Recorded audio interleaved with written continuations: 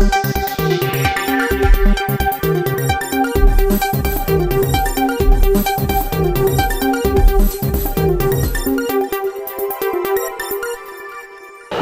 ಈ ನ್ಯೂಸ್ ಟಿವಿಯ ಸ್ಪೀಡ್ ನ್ಯೂಸ್ಗೆ ಸ್ವಾಗತ. ದೇಶ ಮತ್ತು ರಾಜ್ಯದ ಸಮಗ್ರ ಸುದ್ದಿಗಳು ಹಾಗೂ ಸ್ಥಳೀಯ ವಿದ್ಯಮಾನಗಳ ಪಟಾಪಟ್ ಸುದ್ದಿಗಳು.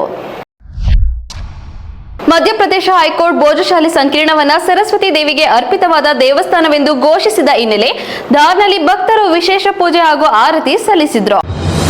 ವಿವಾದಿತ ಭೋಜಶಾಲಾ ಪ್ರದೇಶವನ್ನ ಮಧ್ಯಪ್ರದೇಶ ಹೈಕೋರ್ಟ್ ದೇವಸ್ಥಾನವೆಂದು ಘೋಷಿಸಿದೆ. ದೇವಸ್ಥಾನ ಕಮಲ್ ಮೌಲಾ ಮಸೀದಿ ಸಂಕೀರ್ಣವು ಸರಸ್ವತಿ ದೇವಿಗೆ ಸಮರ್ಪಿತವಾದ ದೇವಾಲಯ ಅಂತ ಮಧ್ಯಪ್ರದೇಶ ಹೈಕೋರ್ಟ್ ನಿನ್ನೆ ಘೋಷಿಸಿತ್ತು. ಇಂದು ಧಾರ್ನ ಭೋಜಶಾಲಾ ಸಂಕೀರ್ಣದಲ್ಲಿ ಹಿಂದೂ ಭಕ್ತರು ಪ್ರಾರ್ಥನೆ ಸಲ್ಲಿಸಿ ಆರತಿ ಸಲ್ಲಿಸಿದರು. ರಾಜ್ಯದಲ್ಲಿ 2,000 ಕೋಟಿ ರೂಪಾಯಿ ಮೌಲ್ಯದ ನಕಲಿ ಐಟಿಸಿ ವಂಚನೆ ಜಾಲ ಪತ್ತೆಯಾಗಿದ್ದು, ಸಚಿವ ಜಮೀರ್ ಅಹಮದ್ ಖಾನ್ಗೆ ಸಂಬಂಧಿಸಿದ ನ್ಯಾಷನಲ್ ಟ್ರಾವೆಲ್ ಸಂಸ್ಥೆಗೆ ಅಧಿಕಾರಿಗಳು ನೋಟಿಸ್ ನೀಡಿದ್ದಾರೆ. ರಾಜ್ಯದಲ್ಲಿ ಭಾರೀ ಸಂಚಲನ ಮೂಡಿಸಿರುವ ಸುಮಾರು 2,000 ಕೋಟಿ ರೂಪಾಯಿ ಮೊತ್ತದ ಬೃಹತ್ ನಕಲಿ ಐಟಿಸಿ ವಂಚನೆ ಜಾಲವನ್ನು ವಾಣಿಜ್ಯ ತೆರಿಗೆ ಇಲಾಖೆ ಅಧಿಕಾರಿಗಳು ಪತ್ತೆ ಹಚ್ಚಿದ್ದಾರೆ. ಈ ಹಗರಣದ ತನಿಖೆಯ ಭಾಗವಾಗಿ ಸಚಿವ ಜಮೀರ್ ಅಹಮದ್ ಖಾನ್ ಅವರಿಗೆ ಸೇರಿದ್ದು ಎನ್ನಲಾದ ಪ್ರಸಿದ್ಧ ನ್ಯಾಷನಲ್ ಟ್ರಾವೆಲ್ ಸಂಸ್ಥೆಗೆ ಇಲಾಖೆ ನೋಟಿಸ್ ಜಾರಿ ಮಾಡಿದೆ. ನಕಲಿ ಬಿಲ್ಗಳ ಸಾಗಾಟಕ್ಕೆ ನ್ಯಾಷನಲ್ ಟ್ರಾವೆಲ್ಸ್ನ ಲಾರಿಗಳನ್ನು ಬಳಸಿಕೊಳ್ಳಲಾದ ಆರೋಪದ ಮೇಲೆ ಈ ನೋಟಿಸ್ ನೀಡಲಾಗಿದೆ. ಭಯೋತ್ಪಾದಕರಿಗೆ ಆಶ್ರಯ ನೀಡುವುದನ್ನು ನಿಲ್ಲಿಸದಿದ್ದರೆ ಪಾಕಿಸ್ತಾನ ಗಂಭೀರ ಪರಿಣಾಮ ಎದುರಿಸಬೇಕಾಗುತ್ತದೆ ಎಂದು ಸೇನಾ ಮುಖ್ಯಸ್ಥ ಜನರಲ್ ಉಪೇಂದ್ರ ದ್ವಿವೇದಿ ಕಠಿಣ ಸಂದೇಶ ರವಾನಿಸಿದ್ದಾರೆ.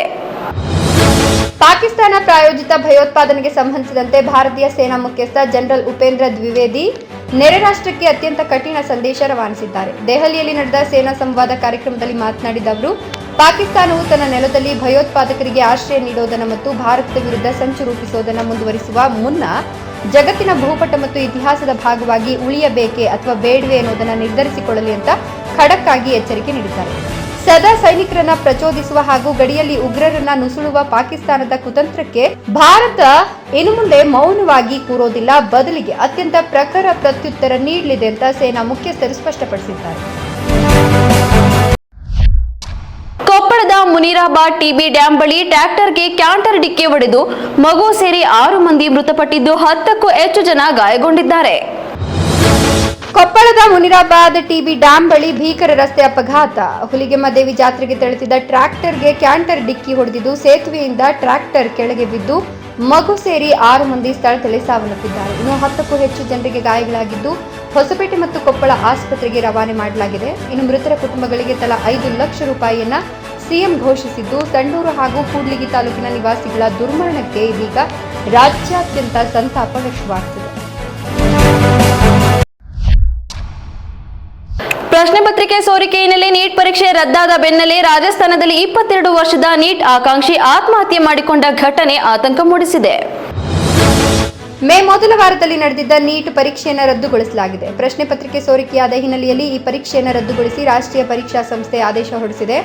ಮೇ 3ರಂದು ನಡೆದ ನೀಟ್ ಯುಜಿ ಪರೀಕ್ಷೆಯನ್ನು ರದ್ದುಗೊಳಿಸಿದ ಬೆನ್ನಲ್ಲೇ ಶುಕ್ರವಾರ ರಾಜಸ್ಥಾನದ ಸಿಕಾರ್ನಲ್ಲಿ 22 ವರ್ಷದ ನೀಟ್ ಆಕಾಂಕ್ಷಿ ಆತ್ಮಹತ್ಯೆ ಮಾಡಿಕೊಂಡಿದ್ದಾರೆ. ಪ್ರಶ್ನೆ ಪತ್ರಿಕೆ ಸೋರಿಕೆಯ ಬಗ್ಗೆ ಸಿಬಿಐ ತನಿಖೆ ಮುಂದುವರೆದಿದೆ. ಈಗಾಗಲೇ ಈ ಪ್ರಕರಣದ ಮುಖ್ಯ ಆರೋಪಿಯಾದ ಪ್ರೊಫೆಸರ್ ಪಿವಿ ಕುಲಕರ್ಣಿ ಸೇರಿದಂತೆ ಹಲವು ಆರೋಪಿಗಳನ್ನು ಬಂಧಿಸಿ ವಿಚಾರಣೆ ನಡೆಸಲಾಗುತ್ತಿದೆ. ಶ್ರೀಮಂತ ಯುವಕರನ್ನ ಗುರಿಯಾಗಿಸಿಕೊಂಡು ಹನಿ ಟ್ರ್ಯಾಪ್ ನಡೆಸುತ್ತಿದ್ದ ಇವರನ್ನ ದಾವಣಗೆರೆ ಪೊಲೀಸರು ಬಂಧಿಸಿದ್ದು, ಮತ್ತೊಂದು ಪ್ರಕರಣದಲ್ಲಿ ಗ್ರಾಮ ಪಂಚಾಯತ್ ಸದಸ್ಯನ ಕೊಲೆ ನಡೆದಿದೆ. ದಾವಣಗೆರೆ ಜಿಲ್ಲೆಯಲ್ಲಿ 2 ಪ್ರತ್ಯೇಕ ಕ್ರಿಮಿನಲ್ ಪ್ರಕರಣಗಳು ವರದಿಯಾಗಿದ್ದು ಸಾರ್ವಜನಿಕರಲ್ಲಿ ಆತಂಕ ಮೂಡಿಸಿದೆ. ದಾವಣಗೆರೆಯಲ್ಲಿ ಶ್ರೀಮಂತ ಯುವಕರನ್ನ ಗುರಿಯಾಗಿಸಿಕೊಂಡು ಹನಿ ಟ್ರ್ಯಾಪ್ ನಡೆಸಿ ಹಣ, ಒಡವೆ ಸುಲಿಗೆ ಮಾಡುತ್ತಿದ್ದ 5 ಮಂದಿ ಕಿಲಾಡಿಗಳನ್ನ ದಾವಣಗೆರೆ ಪೊಲೀಸರು ಬಂಧಿಸಿದ್ದಾರೆ. ಮತ್ತೊಂದೆಡೆ ಹಣ ಹಾಗೂ ಕೌಟುಂಬಿಕ ದ್ವೇಷದ ಹಿನ್ನೆಲೆ ಗ್ರಾಮ ಪಂಚಾಯತ್ ಸದಸ್ಯರೊಬ್ಬರನ್ನ ಬರ್ಬರವಾಗಿ ಕೊಲೆ ಮಾಡಲಾಗಿದೆ.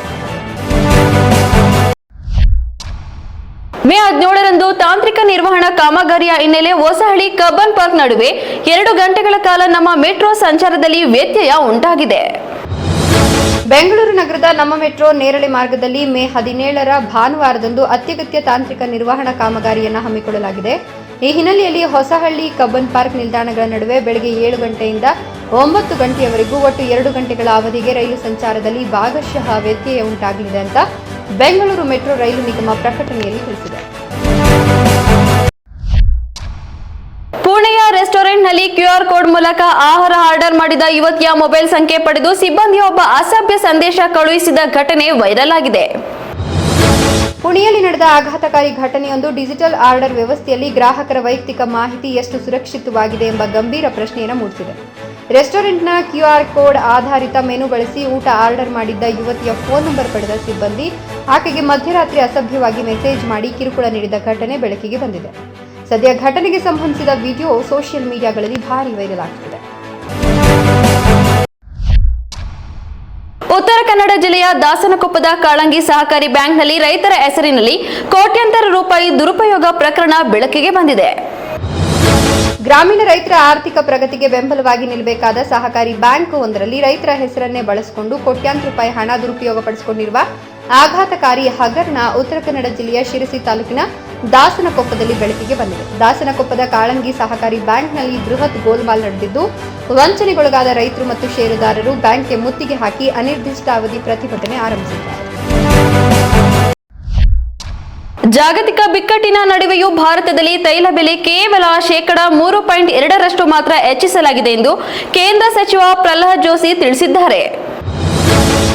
ಜಾಗತಿಕ ಸಂಘರ್ಷ ಬಿಕ್ಕಟ್ಟಿದ್ರೂ ಭಾರತವು ತೈಲ ಬೆಲೆಯನ್ನು ಅತ್ಯಂತ ಕನಿಷ್ಠ ಮಟ್ಟದಲ್ಲಿ ಹೆಚ್ಚಳ ಮಾಡಿದೆ.